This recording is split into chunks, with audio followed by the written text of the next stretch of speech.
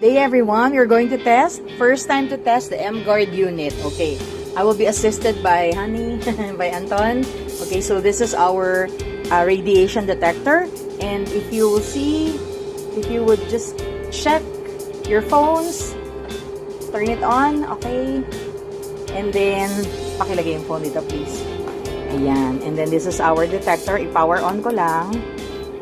The lethal dosage is, lethal number that you would see is 1,500 and above. So as you can see, it shows around to 3,000 pa siya, oh. Lalo na pag naka-on yung, ayan. So bakit pa iba-iba yung number? Because it is able to detect radiation waves.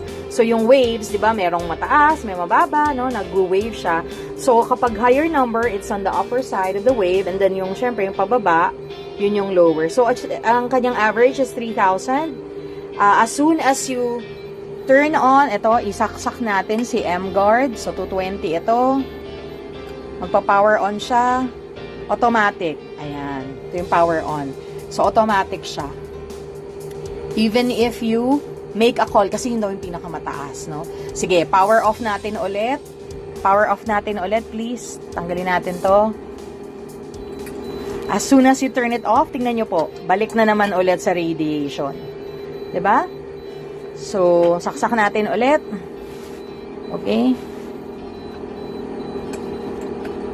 As soon as it turns on, wala na po ulit radiation. So, yun yung reason, di ba, Han, kung bakit marami nagkakaroon ng headaches, nagkakaroon ng yung hawak-hawak nyo, yung kamay nyo pang hawak ng phone, kung nakakaramdam kayo always ng tingling, ng numbness, ayan, yan ang reason, yung radiation na yan. Oh, pag nilapit natin sa phone, ganun po kalaki, di ba, kataas. Tingnan nyo po, once we turn on the M-Guard again, so power on,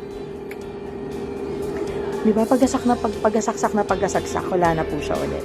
Yeah, that's the power of M-Guard. Order yours na!